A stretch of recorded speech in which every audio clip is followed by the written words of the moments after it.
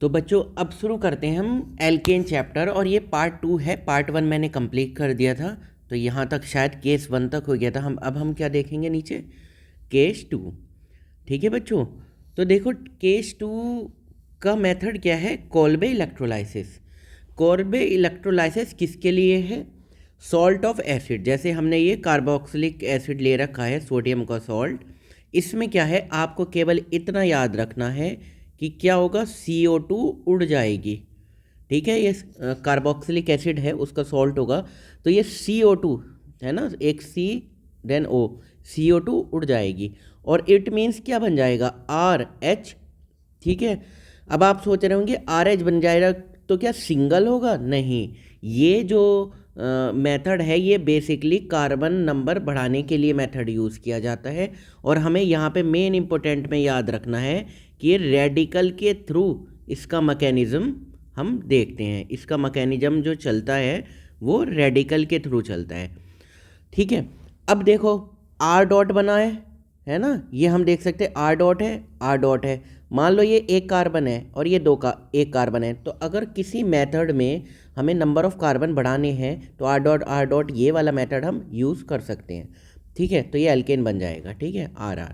ठीक है, अब देखो एक और बात, इसके एग्जाम्पल हैं, जो एग्जाम्पल हम बाद में लास्ट में देख लेंगे एक साथ सभी के।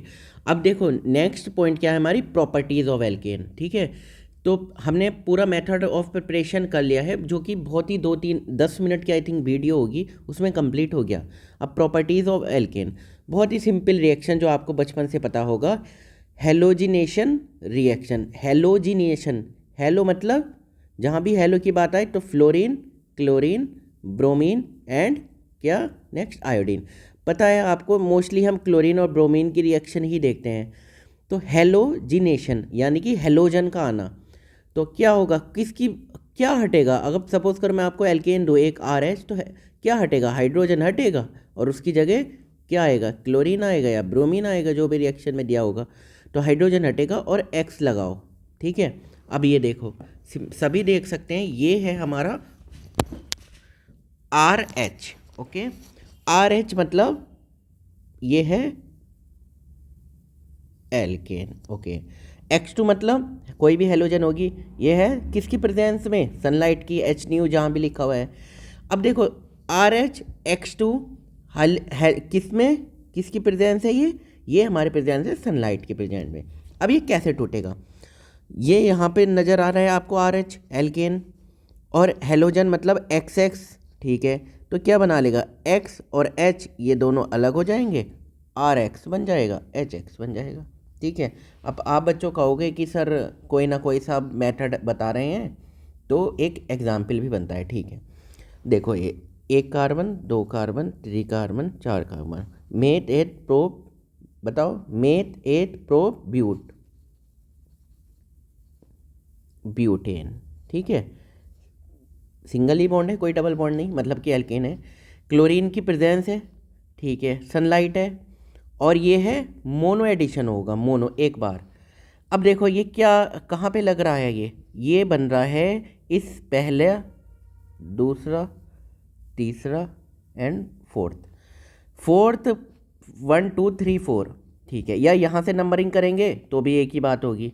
ठीक है, तो 1 वाले कार्बन पे अटैच हो जाएगा, तो क्या बन जाएगा, ये 1 क्लोरोब्यूटेन।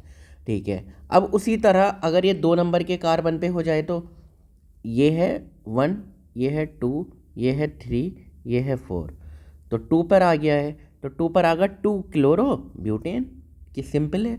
अब आप कहेंगे कि सर ये स्टार का क्या मतलब है, तो मुझे बताएंगे, कमेंट करके बताना स्टार का क्या मतलब है। स्टार का ये मतलब है कि ये कितने प्रोडक्ट इसके आइसोमर भी हैं या फिर नहीं है।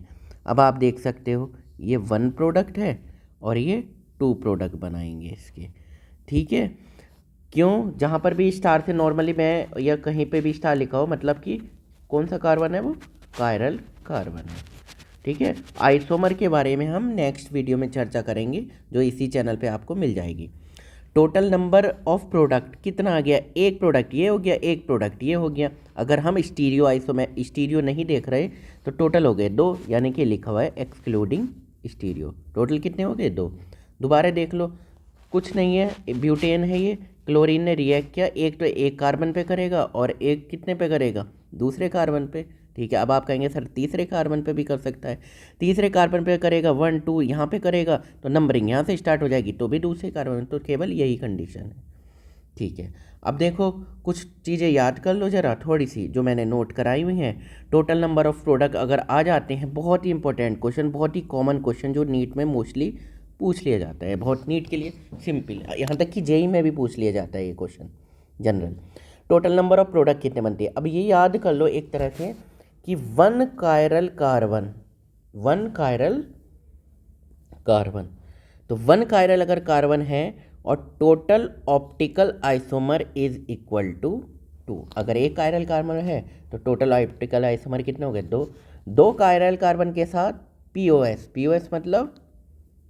पीओएस मतलब प्लेन ऑफ सिमेट्री।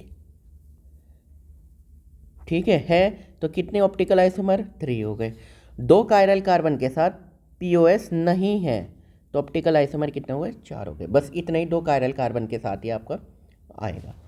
अब मेजर प्रोडक्ट हेलोजनेशन के अब हम देखते हैं। अब ये भी क्वेश्चन पूछा जाता है कि हेलोजन अगर क्लोरीनेशन या ब्रोमिनेशन हो रहा है तो मेजर प्रोडक्ट क्या बनेगा।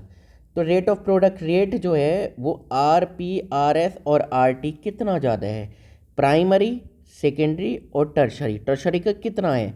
यानी कि अगर हम ब्रोमिनेशन की बात करें तो टर्शरी वाला ही प्रोडक्ट बनेगा, और 1600 अगर हम ये प्राइमरी को 1 लें और सेकेंडरी को 82 और इसका रेशो कितना 1600, यानी कि टर्शरी होगा इन ब्रोमिनेशन में।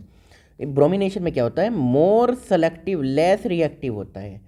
ठीक है, सिलेक्शन कहाँ पे सेलेक्टिव होना है वो ज़्यादा रिएक्ट करेगा। तो एक बार हम जब ये किसके थ्रू होता है, रेडिकल के थ्रू, तो रेडिकल देख लेंगे, स्टेबिलिटी 3 डिग्री 2 डिग्री 1 डिग्री, एक बार रेडिकल चेक। ठीक है, अब क्लोरीनेशन थोड़ा सा आपको शॉर्ट में लग रहा होगा कि जल्दी जल्दी हो रहा है, बट जल्दी का रीज़न ये है काफ़ी हद तक कि हमें ये 15 मिनट में आपका रिवाइज ईजीली हो जाए। 15 मिनट में आप किसी भी पर्टिकुलर, अगर आप वीडियो नहीं है इतना टाइम जल्दी से देखना चाह रहे हैं तो 15 मिनट में एक चैप्टर आराम से हो रहा है, तो बहुत है। मतलब एक पर्टिकुलर टॉपिक जैसे हमने एल्केन के 2 पार्ट में किया, 10 मिनट की पहले वीडियो थी, 7-8 मिनट की, और ये हो जाएगी 15 मिनट की। तो आप बस इतना ध्यान रखना। अब हम ये देखते हैं क्लोरीनेशन में हल्का सा डाउट हो सकता है, RP, RS, RT। RP rate of किसका, प्राइमरी, सेकेंडरी एंड टर्शरी, 1:3.8 5.2, यानी कि हमें ये चेक करना पड़ेगा एक बार। अब आप कहेंगे सर यहाँ पे भी चेक करना पड़ेगा कि ब्रोमिनेशन कहाँ पे होगा। ये देखिए टर्शरी में 1600 कितना ज़्यादा है तो टर्शरी पे ही लगेगा। तो NP क्या है ये नज़र आ रहा होगा, NP, N से क्या है, number of primary hydrogen, NS क्या है, नंबर ऑफ सेकेंडरी हाइड्रोजन। ठीक है, सेकेंडरी हाइड्रोजन कितने, NT क्या है, नंबर ऑफ टर्शरी हाइड्रोजन, और R तो पता ही है, रेट ऑफ प्राइमरी, सेकेंडरी और टर्शरी। ठीक है, तो अब देख लेंगे, पता चल जाएगा NP RP जिसकी वैल्यू ज़्यादा होगी, NS RS NT RT, वहाँ पे प्रोडक्ट लग जाएगा, वहाँ पे रिएक्शन करेगा। जैसे कि ये मैंने क्या दिया हुआ है, ये कितने कार्बन है टोटल, 1 2 3 4। ठीक है, 1 2 3 ऐसे ले लो। ठीक है, अब देखो क्लोरीन HNO और एक बार होगा एडिशन, मोनो लिखा हुआ है।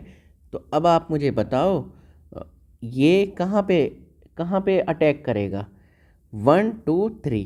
ठीक है, एक नंबर के कार्बन पे, चाहे आप इसे बना लो या इसे बना लो। तो ये देखिए यहाँ पे ये प्रोडक्ट बन गया हमारा। ठीक है, अब आप ऐसे भी नज़र आ सकते हैं, पता चल जाएगा कितने, NP नंबर ऑफ प्राइमरी, बताओ NP क्या है, नंबर ऑफ, यहाँ से देख so number of primary hydrogen, NS number of secondary hydrogen, NT number of tertiary hydrogen. अब नज़र आ रहा होगा NP 9 है, NP RP मैं थोड़ा शॉर्ट में बता रहा हूँ, कितना था रेशो, प्राइमरी के लिए कितना है, 1 का है, तो बस तो समझ में आ गया डायरेक्ट। ओके, तो ये कितना है, 9 का।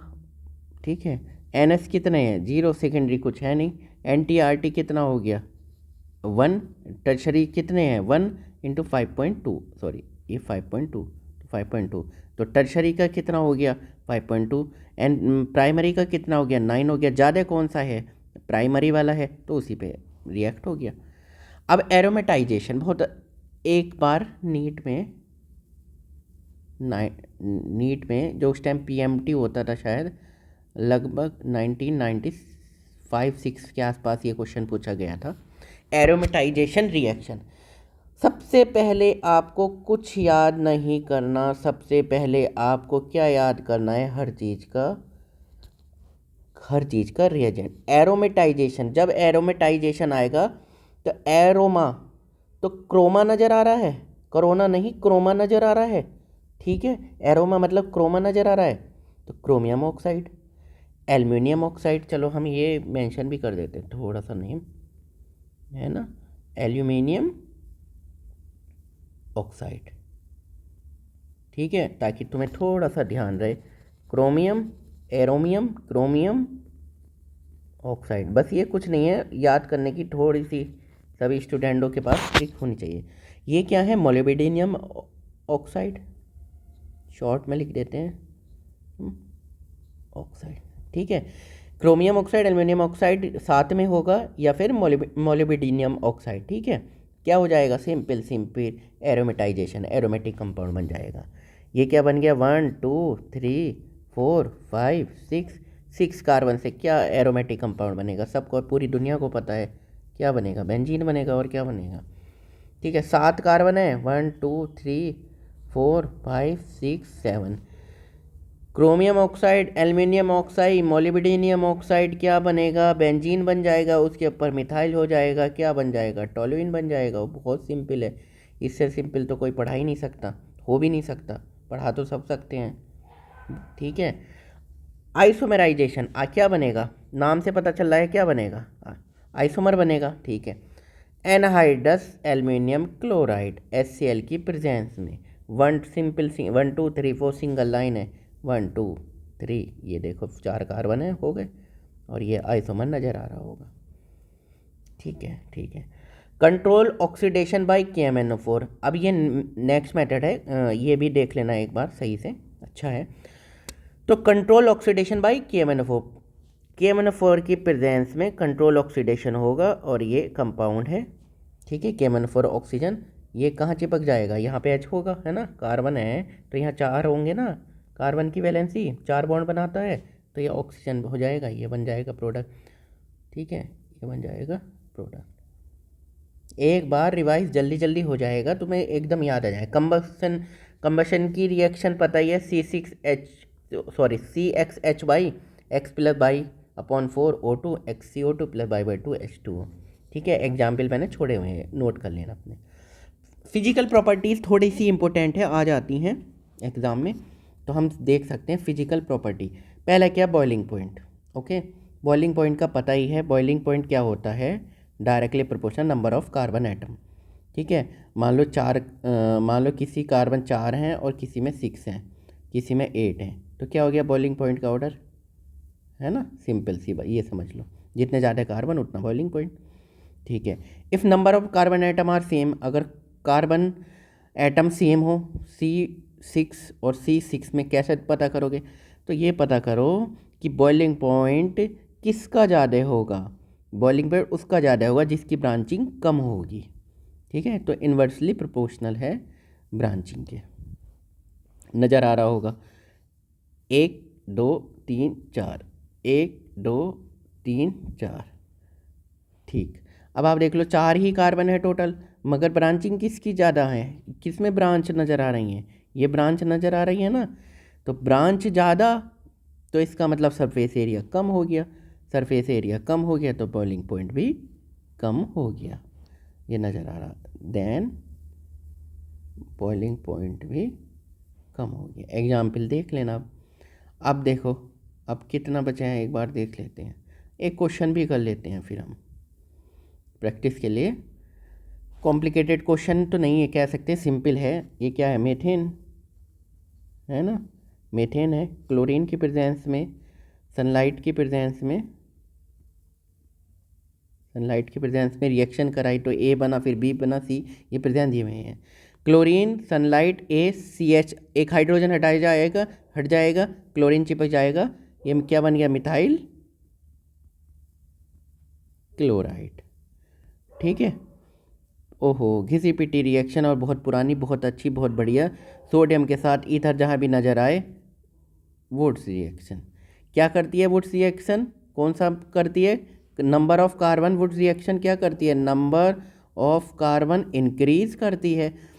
कैसे? रेडिकल बनता है, CH3 डॉट बना होगा तो C2H6। ब्रोमीन और सनलाइट क्या बन गया? C2H5Br। ठीक है। जिंक और एसिड के प्रेजेंस में H और Br निकल जाएगा, HBr। ठीक है, समझ में आ गया होगा। तो क्या बन गया हमारा? एथेन बन गया फिर से। अब एथेन की, अब ये एल्काइन दिया हुआ है कोई, एल्काइन को क्या हाइड्रोजन और पैलेडियम के प्रेजेंस में हाइड्रोजनेशन कराया है, कौन सी रिएक्शन होगी बताओ ज़रा, कौन सी रिएक्शन होगी? 2 बार कट जाएगा ना, एल्काइन दिया हुआ है CH, तो एक ऐसे हाइड्रोजन, एक ऐसे हाइड्रोजन, एक 2 बॉन्ड, एक ये हाइड्रोजन, ये हाइड्रोजन, एथेन बन गया। तो सिंपल क्वेश्चन हो गया। ठीक है, तो ठीक है, यहीं पे ख़त्म करते हैं। नेक्स्ट लेक्चर में हम एल्काइन पढ़ाएंगे, तो आप सब्सक्राइब कर देना हमारे चैनल को, ताकि आगे वीडियो मिलती रहे आपको। ओके।